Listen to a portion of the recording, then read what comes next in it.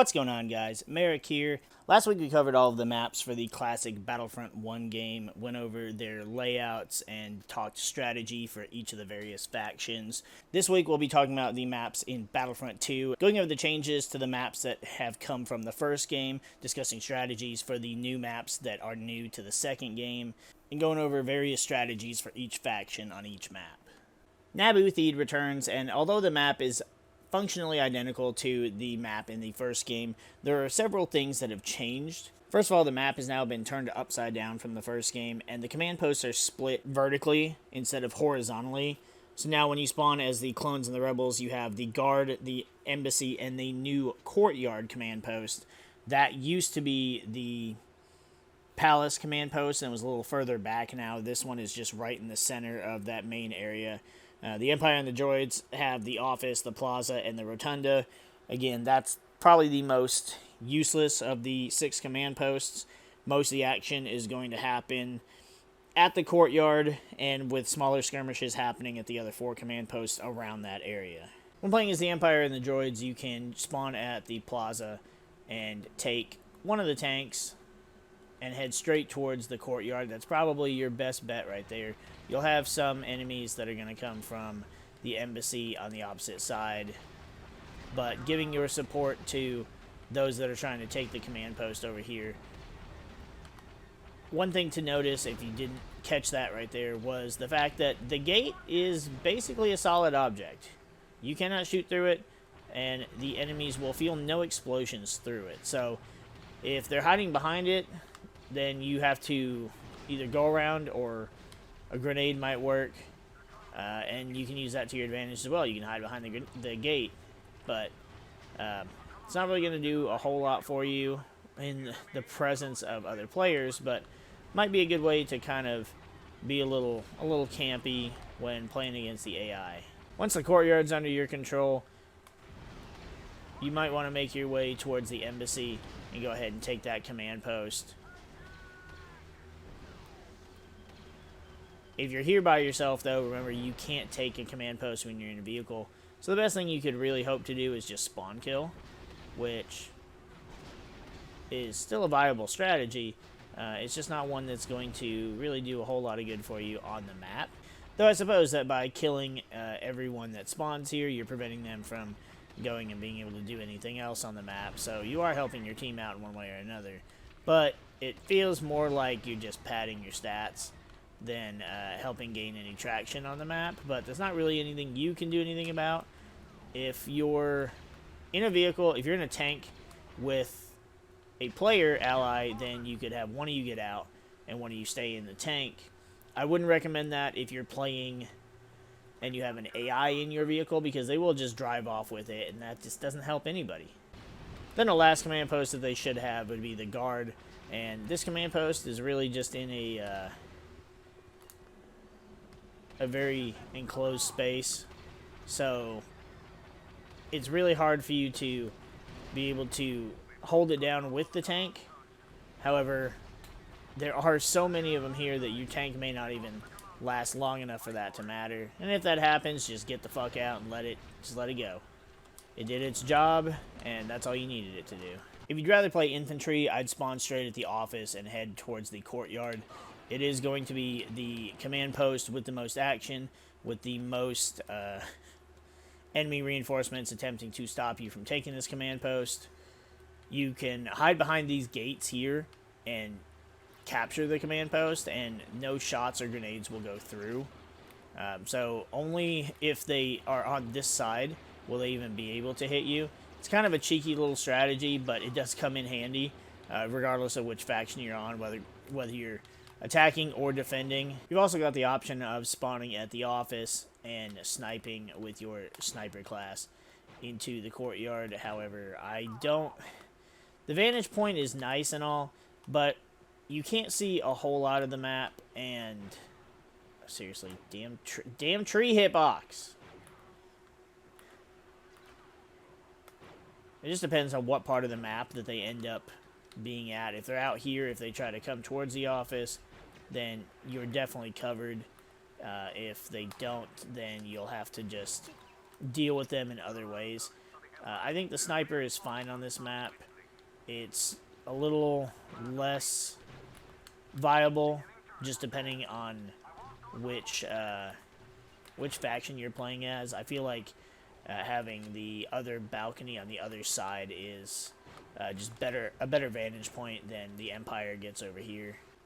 When playing as the Republic or the Rebels, you can just spawn at the embassy with an engineer, grab your faction's respective vehicle, and head towards the courtyard. You know that's going to be the command post the enemy's going to be trying to take, and so you can either attempt to kill them as they're exiting the rotunda, or you can go ahead and head towards the office where we were attempting to take the courtyard as the Empire. Once their tank enters the fray, then you'll have to deal with it as soon as possible. I don't personally like dealing with the ATRT. I don't feel like this vehicle is a good vehicle. You can't... What in the hell is happening? This is what I'm talking about the AI and their frantic movements. It's just so... It's so unplayer-like. Like, you'd expect players to have weird movements because they're trying to strafe and dodge getting hit, but the AI just... It's like the AI just doesn't know where to go. Now they have the command post, so taking the courtyard, Jesus Christ, is going to be your #1 priority again. It's basically, you just want to hold down this command post no matter what happens. I did a terrible job at it because I don't know how to use the frickin' walker, apparently. I also just can't stand this frickin' vehicle. It is basically a garbage version of the ATST, and I hate it. I hate it so much. It's not bad as far as being able to do damage and kill infantry. And it can handle enemy vehicles alright too, but it's just... Ugh. Like, I would rather have an ATST than drive the Imperial tank, but I would rather drive the Republic tank, which is the exact same vehicle, over the ATRT. It's really awkward, its mobility is really fucked, and as you can see, I'm getting stuck on droid parts. When playing as infantry, I would spawn at the courtyard and start heading towards the office. This is going to be the command post that's going to see the most foot traffic the earliest. Also, if you head out toward the rotunda into the main street, you're going to get chewed up and spit out by the enemy's tanks, and that's just not a good feeling. It's a waste of a life, and it's just, you're not going to accomplish much. You might get a couple kills as they're attempting to leave the command post to get to the courtyard, as we've already lost the courtyard. When it comes to this map, it's really hard to recommend leaving the courtyard because it's the one command post that you absolutely want to hold on to, but you can lose it so quickly that you have to weigh your options and what is the best thing for you to do at the particular time in the match. And at the beginning, I would say either one or the other, either holding off the courtyard from the rotunda or attempting to take the offices. This is always a problem here too. For some reason, the AI just love to get stuck on this map, and there's not really any way to try and free them. You can attempt to push them, and eventually they'll kind of find their way out. But yeah, I have no idea what these spastic specimens are doing. Unfortunately, they're going to be kill bait for somebody, and I'm just going to leave them to themselves.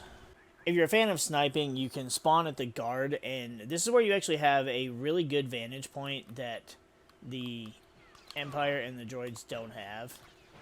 You can not only overlook the courtyard, but you've also got a good vantage point over to the office command post that they have control of. You don't have to worry about taking that command post because you can just sit there and snipe them from it. It's also a very fair option. But standing up here, I feel like it leaves the command post at the mercy of the enemy faction, and so I don't really recommend it. If they have it, it's a good way to, kill some of the enemies off of it, but for the most part, it just seems like it's not direct enough of an approach, and so it's not the most recommended. the map doesn't play as well as it feels like it did in the first game, and so everything just kind of goes to shit a lot quicker. Whether it's losing command posts, gaining command posts, or just, holding down different parts of the map, everything just seems to have a different flow than it did in the first game. So that's going to be it for our strategic map overview of Naboo Theed.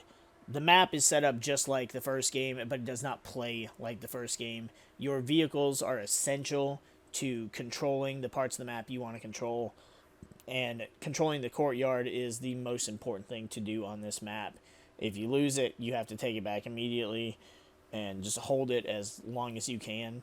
It's where everything happens, and outside of some sneaky players that will go and take one of the command posts that aren't being occupied because everything's happening here at the courtyard, I don't feel like it's really enough to turn the tide so much as having the courtyard itself and then the guard and the office, because they are so close to the courtyard. But the plaza and embassy, the only benefit to those command posts is the vehicle spawns. Star Wars Battlefront Classic Collection comes out in just 2 weeks, so we hope to see you on the Battlefront.